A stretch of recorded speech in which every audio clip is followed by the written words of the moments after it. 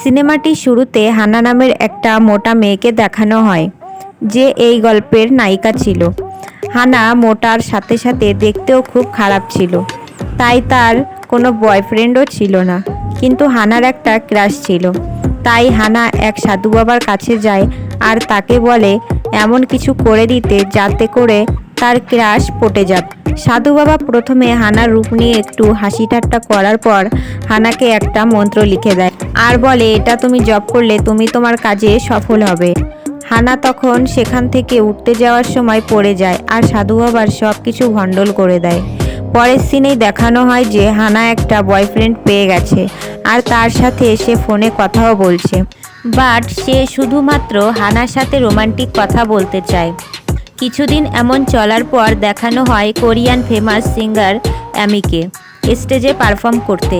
আসলে অ্যামি স্টেজে উঠে শুধুমাত্র গান গাওয়ার অ্যাক্টিং করত, বাট আসল সিঙ্গার ছিল হানা, যে কিনা স্টেজের নিচে বন্ধ ঘরে গান গাইতো আর উপরে অ্যানি পারফর্ম করত।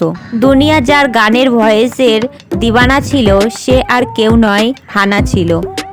আর এই সব শ্যাম নামের একটা ছেলে ম্যানেজ করত। শ্যাম আসলে হানার ক্রাশ ছিল।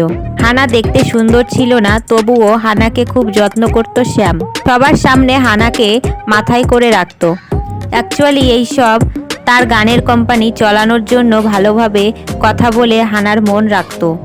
না হলে হানাকে যেখানে কেউ ভালোবাসতো না তার চেহারার জন্য, সেখানে শ্যাম অ্যামিকে ছেড়ে কেন ভালোবাসবে? শ্যাম হানার প্রশংসা করতে থাকলে একদিন অ্যামি রেগে গিয়ে শ্যামকে বাথরুমে নিয়ে যায় আর সেখানে গিয়ে বলে তুমি আমাকে ভালোবাসো অথচ সবসময় হানার প্রশংসা করতে থাকো। তখন শ্যাম অ্যামিকে বলে আমি আমার কোম্পানি আর তোমার ফেস ভ্যালু বাঁচানোর জন্য সবসময় হানাকে ভালো কথা বলে রাখি, কারণ হানার গলার আওয়াজই পাবলিকের পছন্দ হয়। হানা যদি আমাদেরকে ছেড়ে চলে যায় তাহলে আমাদের পথে বসতে হবে। এই সব কথা হানা সেই বাথরুমে বসে বসে শুনতে থাকে আর তার ক্রাশের কথা শুনে ভীষণ দুঃখ পেয়ে কাঁদতে থাকে আর ভগবানকে বলতে থাকে কেন আমাকে এত মোটা আর কুৎসিত বানিয়েছো, আমার গলার ভয়েসের মতো আমাকে কেন সুন্দর বানালে না। মন খারাপ করে হানা বাড়িতে যায় আর মনে মনে ভেবে নেয় সে আজ সুইসাইড করবে। তাই সে গ্যাস চালু করেই শুয়ে শুয়ে কাঁদতে থাকে। ঠিক তখন তার ফোনে একটা রিংটোন বেজে ওঠে। ফোনটা রিসিভ করতেই বুঝতে পারে যে সেই ছেলেটা ফোন করেছে, যে কিনা কিছুদিন আগে হানার সাথে শুধু রোমান্টিক কথা বলতো। হানা ছেলেটার সাথে কথা বলে আর বুঝতে পারে যে ছেলেটি বিবাহিত ছিল আর ছেলেটি একটি ডক্টরও ছিল। তখন হানা সেই ছেলেটির সব কথা রেকর্ডিং করে নেয়। পরের দিন হানা সেই ছেলেটির চেম্বারে তার মোটা ও কুৎসিত চেহারা নিয়ে যায় আর বলে এতদিন তুমি আমার সাথে কথা বলেছ। ছেলেটি সেই চেম্বারের ডক্টর ছিল। ডক্টরটি বিশ্বাস করতে চায় না, কিন্তু হানা তাদের আগের দিনের রেকর্ডিং করা কথা শোনায় আর বলে তুমি আমার চেহারা প্লাস্টিক সার্জারি করে বদলে দাও, না হলে তুমি যে আমার সাথে এতদিন এত রোমান্টিক কথা বলেছো তা আমি তোমার বউকে বলে দেব। ডক্টরটি প্রথমে রাজি না হলেও বউয়ের ভয় পেয়ে সার্জারি করতে রাজি হয়ে যায়। গাইস, এত সুন্দর একটা কাহিনী শুনছো, তাড়াতাড়ি লাইক করে দাও আর হ্যাঁ, তাড়াতাড়ি সাবস্ক্রাইবও করে দিও আর একটা সুন্দর কমেন্ট করে তোমাদের মতামত জানাতে ভুলো না কিন্তু। পরের দিনই হানার প্লাস্টিক সার্জারি শুরু হয় আর তা কয়েক ঘন্টা চলতে থাকে আর সেটি কমপ্লিট হওয়ার কয়েক মাস পরের সিন দেখানো হয়, যেখানে শ্যাম অনেক চিন্তিত ছিল, কারণ হানা চলে যাওয়ার পর তার কোম্পানি অনেক ডাউন হয়ে গেছে। আর হানার একটা ফ্রেন্ডও ছিল, সেও খুব দুঃখিত ছিল হানার এরকম গায়েব হয়ে যাওয়ার জন্য। তারা এতটাই ভালো বন্ধু ছিল যে তারা অনেক দিন আগে দুজনে একই ট্যাটু বানিয়েছিল। হানার ফ্রেন্ড সেই ট্যাটু দেখে আর হানার কথা ভাবতে থাকে। এদিকে হানাকে দেখানো হয় মোটার পরিবর্তে হানা সার্জারি করার পর এতটাই সুন্দর হয়ে গিয়েছিল যে ডক্টর ও অন্যান্যরা যারা ছিল হানার সুন্দর চেহারা দেখে মুগ্ধ হয়ে যায়। হানার বাবা সেখানে আসে আর হানা তার বাবাকে জড়িয়ে ধরে। হানা সুন্দর তো হয়ে গিয়েছিল, কিন্তু ওর হাবভাব ছিল একদম আগের মতো। হানা নিজের নাম বদলে জেনি রেখে দেয়। ডক্টর বলে দেয় হানা এখন আর্টিফিশিয়াল মানুষে পরিণত হয়েছে, তাই তাকে নিজের যত্ন নিয়ে চলতে হবে আর রোদ্দুরে 3 ঘন্টার বেশি সে থাকতে পারবে না। তাহলে স্কিনের প্রবলেম হতে পারে। হানা এখন জেনিতে পরিণত হয়েছে। জেনি এখন পুরো শহর নিজের ইচ্ছামতো খুশিতে ঘুরতে থাকে। যেখানেই জেনি যায় সেখানে তার রূপে সবাই মুগ্ধ হয়ে যায়। জেনি তার খুব পছন্দের একটা ড্রেস কিনে নেয়, যেটা সে হানা থাকাকালীন কখনো কেনার সাহস করেনি। জেনি এখন তার পছন্দের ড্রেসও পরতে পারে। জেনি ড্রেস তো পরে, কিন্তু হাঁটাচলা হাবভাব সব কিছু তার আগের মতোই ছিল, যেন মনে হচ্ছে যে হানা হেঁটে যাচ্ছে। জেনি 1000 টাকা নিয়ে একটা কার কিনতে যায়, কিন্তু 1000 টাকায় কি আর কার কেনা সম্ভব? তবুও গাড়ির মালিক তাকে কারটি দিয়ে দেয়, কারণ গাড়ির মালিকও তার রূপ দেখে মুগ্ধ হয়ে গিয়েছিল। গাড়িটি নিয়ে জেনি ড্রাইভিং করতে থাকে, কিন্তু জেনি ভালোভাবে ড্রাইভিং জানতো না। পরের সিনে কি হলো তা জানার আগে প্লিজ চ্যানেলটি সাবস্ক্রাইব করে দিও। তোমাদের সাপোর্ট পেলে আমারও ভিডিও বানাতে খুব ভালো লাগবে। জেনি যেহেতু আগে থেকেই ভালোভাবে ড্রাইভিং জানতো না, তাই জেনি একটু অন্যমনস্ক হতেই একটা বাইককে ধাক্কা দিয়ে দেয়। বাইকের ছেলেটি বাইক নিয়ে পড়ে যায়। সে তো অনেক রেগে গিয়ে গাড়ির ড্রাইভারকে মারতে যাবে। তখন এত সুন্দরী একটি গাড়ির ড্রাইভারকে দেখে মুগ্ধ হয়ে জেনিকেই সে জিজ্ঞাসা করলো, আপনার লাগেনি তো? জেনি বলল না। তবে সেখানে অনেক লোক জড়ো হয়ে যায়। পুলিশও চলে আসে। বাট জেনির রূপ দেখে তাকে ছেড়ে দিতে চাইলে একটা মহিলা এসে বলে, সুন্দরী বলে কেন ছেড়ে দিচ্ছেন? আর এনার যে এত বড় একটা দুর্ঘটনা হলো, তার বেলায় কিছু নয় কি? পুলিশ জেনিকে গ্রেপ্তার করার ইচ্ছা না থাকলেও পাবলিকের কথার জন্য জেনিকে পুলিশ স্টেশনে নিয়ে গেল। সেখানে জেনিকে তার আইডি কার্ড দেখাতে বলল।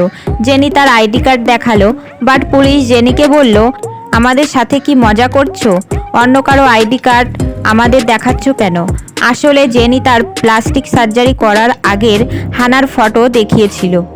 হানা আর জেনির মধ্যে আকাশ পাতাল পার্থক্য। কেউই এখন হানা ও জেনিকে এক ভাবতে পারবে না। তখন ইন্সপেক্টর জেনিকে বলে, আমরা কি করে বুঝবো যে তুমি আর এই আইডি কার্ডের মেয়েটি একই? তুমি তোমার পরিচিত কাউকে পুলিশ স্টেশনে ডাকো, যে তোমাকে শনাক্তকরণ করে বলতে পারবে যে তুমি আর আইডি কার্ডের মেয়েটি একই। জেনি তখন তার সেই ফ্রেন্ডকে ডাকে, যার সাথে জেনি হানা থাকাকালীন একই রকম ট্যাটু করেছিল। জেনির সেই বান্ধবী সেখানে আসে আর বলে, না না, এ হানা নয়। হানা তো কত মোটা ছিল, বাট এ তো পরীর মতো দেখতে একটা মেয়ে। হানা তখন তার বান্ধবীকে তার ট্যাটু দেখিয়ে বলে, আমরা দুজন একই রকম ট্যাটু করিয়েছিলাম, আর আমি এতদিন গায়েব ছিলাম কারণ আমি আমার ফুল বডিতে প্লাস্টিক সার্জারি করেছি। তার জন্য আমি কারোর সাথে যোগাযোগ রাখতে পারিনি। তখন তার ফ্রেন্ড বিশ্বাস করে নেয় আর পুলিশ স্টেশন থেকে জেনিকে ছাড়িয়ে নিয়ে যায়। জেনি তার এই প্লাস্টিক সার্জারির কথা কাউকে বলতে বারণ করে। তার বান্ধবীও বলে, ঠিক আছে, কেউ জানবে না। বাড়ি যাওয়ার সময় জেনির সাথে শ্যামের দেখা হয়, বাট জেনি না দেখার ভান করে চলে যায়। এদিকে শ্যামের কোম্পানি প্রায় বন্ধ হতে চলেছে। গান শুনতে এখন প্রায় কেউই আসে না। শ্যাম হানাকে নিয়ে ভাবতে থাকে। হানার অভাব সে বুঝতে পারে, আর সে ভাবে নতুন করে গানের অডিশন নেবে। আর শ্যাম তাই করতে থাকে, কিন্তু কাউকে সিলেক্ট করতে পারে না, কারণ কারোর গানই শ্যামের পছন্দ হচ্ছিল না। শ্যাম হানার গলার মতো মিষ্টি সুর আর কারোর গানের মধ্যে খুঁজে পায় না। আর ঠিক তখনই জেনি আসে অডিশন দিতে। জেনি যেমন সুন্দর দেখতে, তার চেয়েও বেশি সুন্দর তার গানের গলা। সবাই জেনির গান শুনে মুগ্ধ হয়ে যায়। শ্যাম যেন হানাকে খুঁজে পেল জেনির মধ্যে। তখন জেনি সিলেক্ট হয়ে যায়। জেনি পরের দিন অডিয়েন্সের সামনে গান গাইতে আসে, কিন্তু জেনি এতদিন শুধুমাত্র অডিয়েন্সের পেছনে বন্ধ ঘরে গান গাইতো।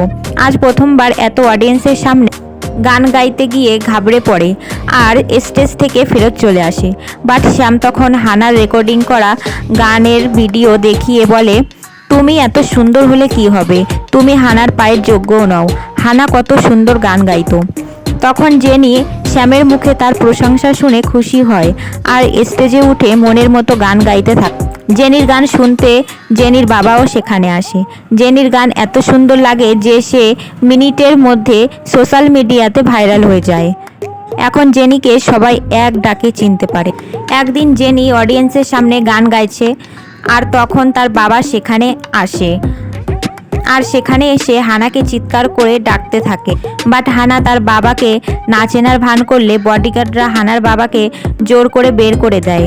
কিন্তু হানা তখন চেঁচিয়ে তার বাবাকে ডাকে আর সবার সামনে জেনি বলে, হ্যাঁ ইনি আমার বাবা, আমি এখন জেনি ঠিকই, বাট এটা আমার দেওয়া নাম, কিন্তু হানা আমার বাবার দেওয়ার নাম। আমি হানা। আগে আমি অনেক মোটা ছিলাম, কিন্তু এখন আমি প্লাস্টিক সার্জারি করে এত রোগা আর এত স্লিম আর সুন্দর হয়েছে। আমি প্লাস্টিক সার্জারি করে জেনি হয়েছি, বাট আমি এখন আর আমার পরিচয় গোপন রাখতে চাই না। আমি জেনি হয়ে আর থাকতে চাই না, আমি হানা হতে চাই। বাবা আমি তোমাকে অনেক ভালোবাসি, আমি তোমারই হানা। তখন এইসব কথা অডিয়েন্সরা শুনে আরও ইমোশনাল হয়ে পড়ে আর জেনিকে সবাই আরও ভালোবাসতে থাকে। শ্যামও হানাকে আস্তে আস্তে ভালোবাসতে লাগে। অবশেষে হানা তার ক্রাশকে তার জীবনে পেয়েই গেল। কেমন লাগলো হানার লাইফ স্টোরি কমেন্ট করে জানিও। Thank you so much.